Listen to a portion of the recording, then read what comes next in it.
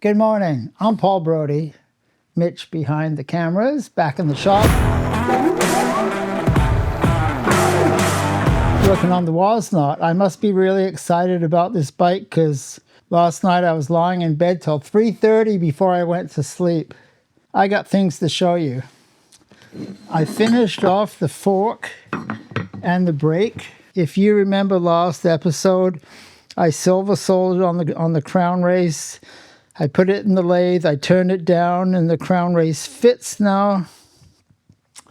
I shortened up the steerer, I put threads on it. I cut a slot for the lock ring. I put dimes in there, held them in with a little bit of silicone seal. The brake is all finished. I got pads off of Rob Sanderson. Rob Sanderson's been very helpful with parts on this build. Thank you, Rob. I made a cable here, a straddle cable, and I even put on the little piece that you hold with your finger and your thumb. Never done that before. It's a little tricky to machine a ball and then get it on. Anyway, so that's done. Other news is I had a set of XT cranks and I got them from a swap meet. And they're in good shape, but they got scratches. So I worked on this one yesterday and it doesn't really match.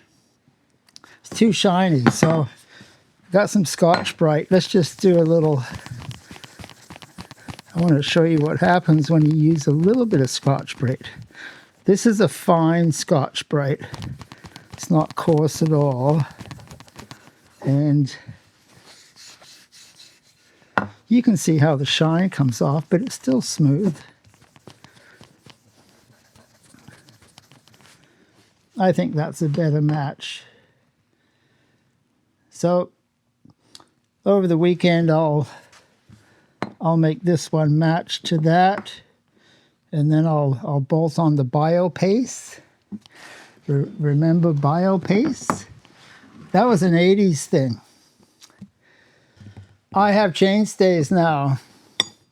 These chain stays, I believe, are out of the 80s. I doubt if I could buy a new set now. Look how much a chain stay has changed. This would be used on a mountain bike, and there's the tire, there's the heel. So this one it's tapered, it's bent, it's formed, it's quite sophisticated, it's nicely made. This is just a straight tube. It's 22 millimeters here, or 7/8, and it's tapered down. It's kind of a heavy wall, which is good for this application. So I didn't know where to get them. I phoned Chris the Curve. He didn't have any. So then I phoned my good friend Ross Schaefer, and he wasn't sure, but he phoned up Paul Sadoff, Rock Lobster, and Paul had some sets. So that's how they came up. They came up male, and they took a little longer. That's why there's a little gap in between videos. So I'll show you what I do with these, okay? And now they look much better. I took some emery cloth, I went to my lathe, spent a couple minutes, and they'll get bead blasted anyway, so they'll be fine. So I also made this. Mitch has the drawing he's going to put up on screen. This is what goes onto the bottom bracket. And this gets welded onto the aluminum front part of the triangle, or the front triangle. And you can see how this works. See, that goes like that. And then this one goes out here. This is a piece of mild steel, nothing fancy. And that's where the wheel goes. The wheel goes in between. That's our job for today. We need to work on this. So on the bottom, I machined a place for this. And that's what holds it's the bike stand. The 1/2-inch rod goes in there, and then there's a tube across. That's what holds the bike up. So it's all integral. So first thing we're going to do, we're going to go over to the lathe. I've sanded the inside, and we need to make an internal lug because the Allen screws have to bolt into there. And I've got the spacing here, how that all works. I got the mill sort of set up. And then after we got the one on, we're going to go over to the jig, and we can go over there now. And then this has to be cut. I've got a boring bar on the mill. I've set the cutter to the same size as the bottom bracket, and then we'll cut down here so it fits. And then we have to see how this lines up with the dropout.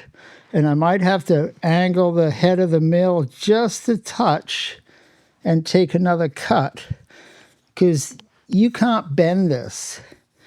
On a stay like this, because it's ovalized, you can pull it and you can move it somewhat. Not crazy, but you can move it somewhat if it's out of alignment. But this, that's a strong tube because it's round. When you ovalize a tube, you lose some of the stiffness. So this is a very strong tube. So this guy has to line up. So we'll get to that. Let's just look at what I got in the frame jig here. So this is WOZNOT number 1. And I've got it all set up. You know, the bottom bracket's held here. This is the dropouts.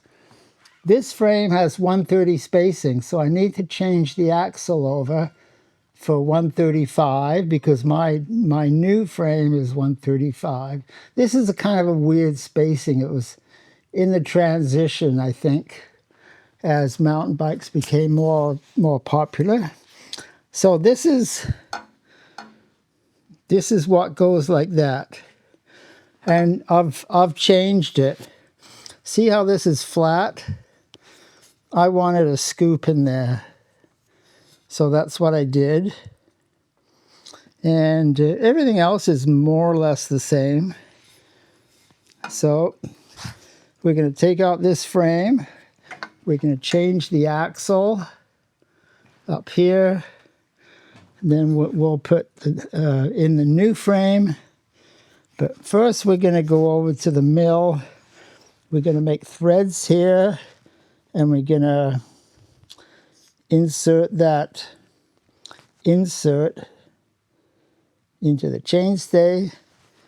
We got some work to do. Thanks for joining us.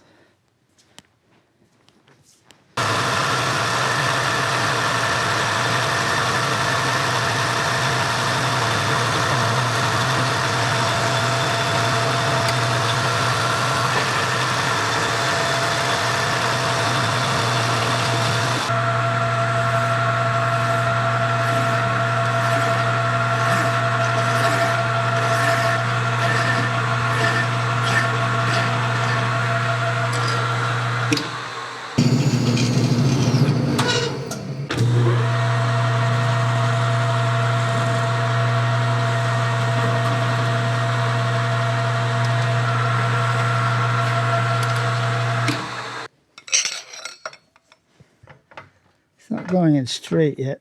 There we go. Oh, it's pretty tight, size on side.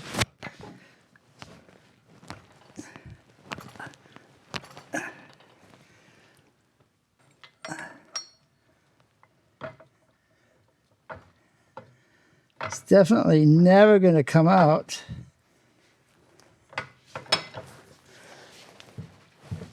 There we go. That's a good fit.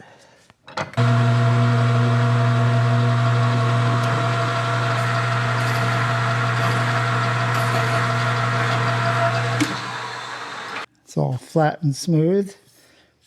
because I have to go off this surface, I got to use the digital readout, get it right on top, and then move over, and then move over a second time. Okay, here we go.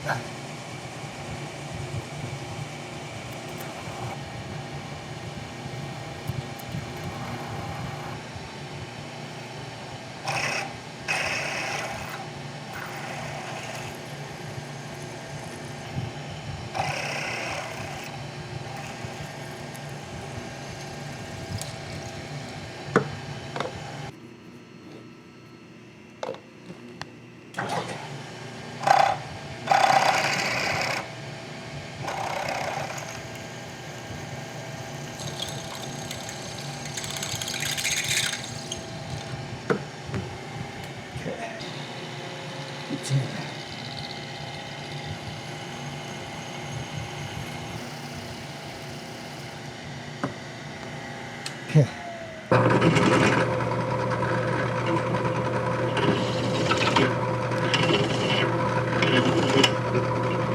There you go.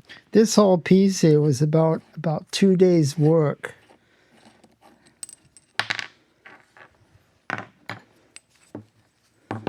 So what I have to do now is I can't rest it like that on the bottom of the vise because this comes up at an angle, so I have to put a ruler on or something and hold that level.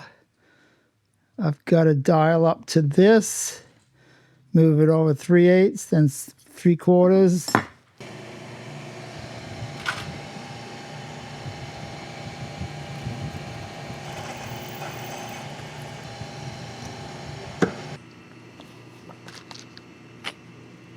Anchor lube. There we go.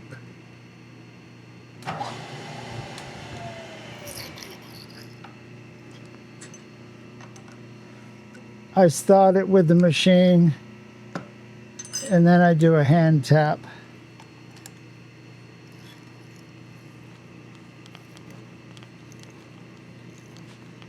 I got a spiral point tap so I can just keep going and the chips go down to the bottom.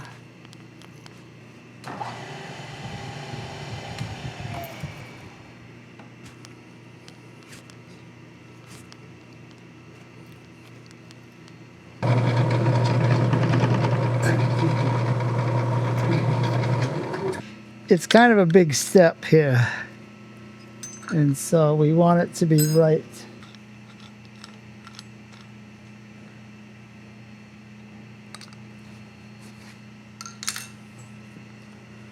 Nice. That's what I wanted. So now we're going to set this up. I set the boring bar yesterday, and how it's set, the offset, it's going to make the same size as the bottom bracket shell. So we have to put a scoop into this. Actually, we could do that now.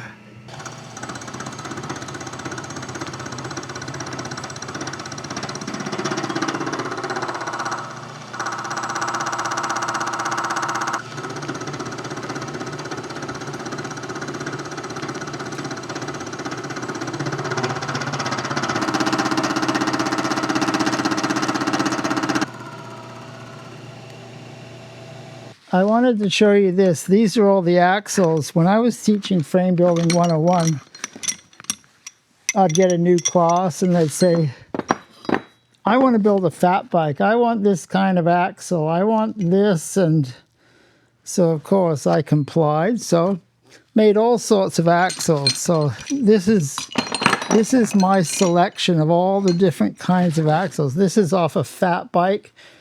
I think it's like 175 spacing or something like that. And then these are for all different kinds of axles with a through axle. Goes in, screws in. So I got quite the selection. So how this gets held in, I want to show you this because this is kind of interesting. This is the part I wanted to show you here, how this fits. It's a quick change. And when you put the new one in, it's perfectly aligned. So do you see how on the bottom. It's little V blocks there. And then this piece in the middle, it fits right in the slot. So when you put the next one in, which is this one, this is the 135 spacing, it just goes together and it's perfectly aligned. Works really well. This bar here holds the head tube up to get the angle right for the chain stays. It's very important, because otherwise, if you did a drawing, it wouldn't be accurate because it would be out somehow.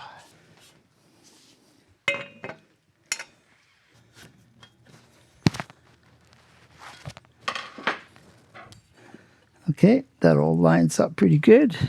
That's my stop. I made sure all this is very tight so it doesn't move. So I've got the weld in the way. I'm going to have to gouge this out a little bit. That's okay, I expected that. And that goes like that. And then we put in the dropouts now. Remember the other episode, how I hacksawed them, I filed them. So how this works, because I can rotate this wrong side. And this is going to go like,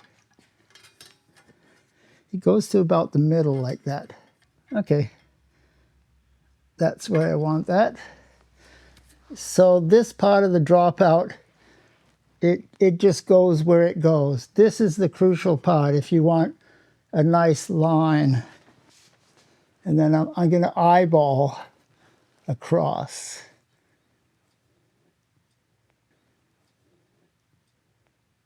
So that goes like that. This is offset. This lines up with the edge of the bottom bracket, more or less. And so I need to grind out from basically here to here.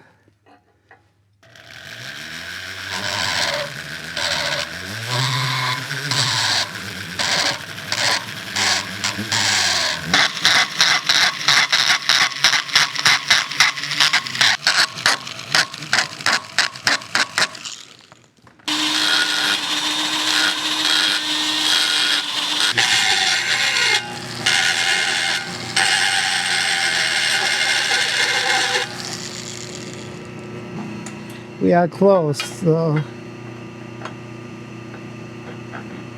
okay. And you see that lining up? I'm happy with that. So I'm going to cut the end off this, and then I can bring it in more, and then I'll make my marks where I want to cut.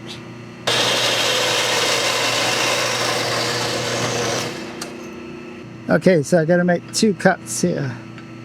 So one is going to be right there.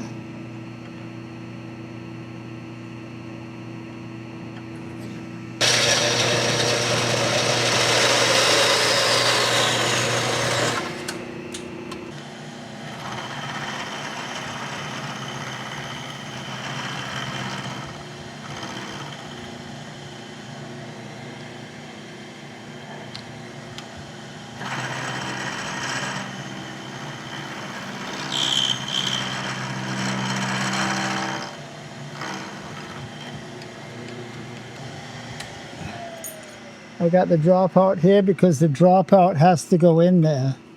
So I need to check and see how it's not level. So I take off another cut.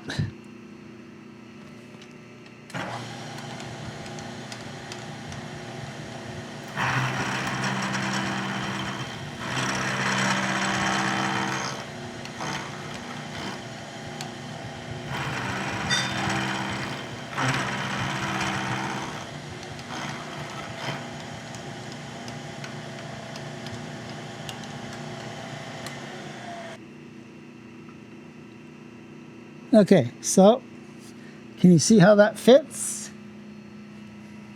And did you notice how I raised this up a little bit? It should be 5 degrees because it's going into the dropout at an angle because the stays aren't straight. They go out a little bit.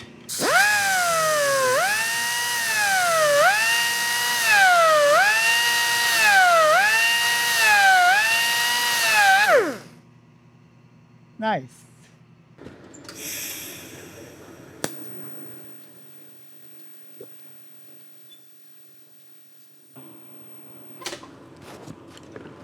I bought this welding set when I was 17 years old, 53 years ago. This is still the original oxygen and acetylene lines. Lasted me really well.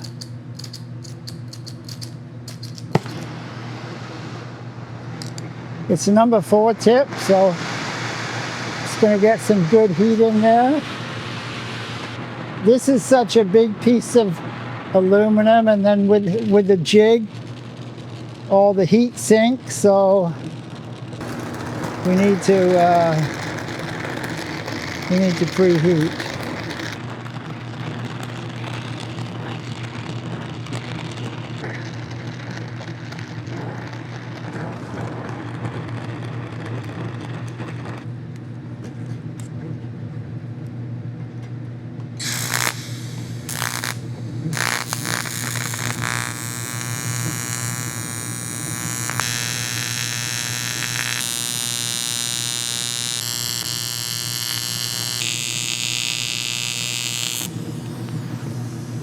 Okay, she's all tacked.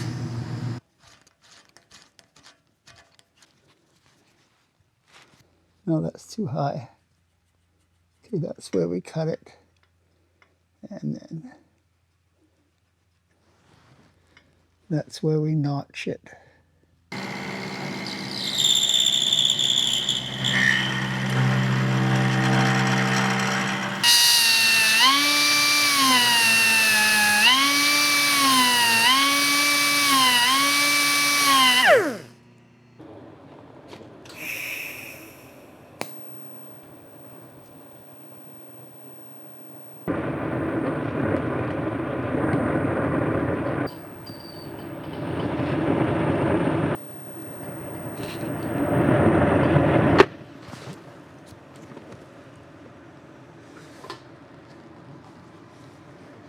Okay, we're going to take it out of the jig and we're going to see if the back wheel fits. There we go. Look at that. Woohoo! Look at the spacing. Not bad. And it looks like it's pretty well in the middle. If I hold it like that, hold it down. It's very close.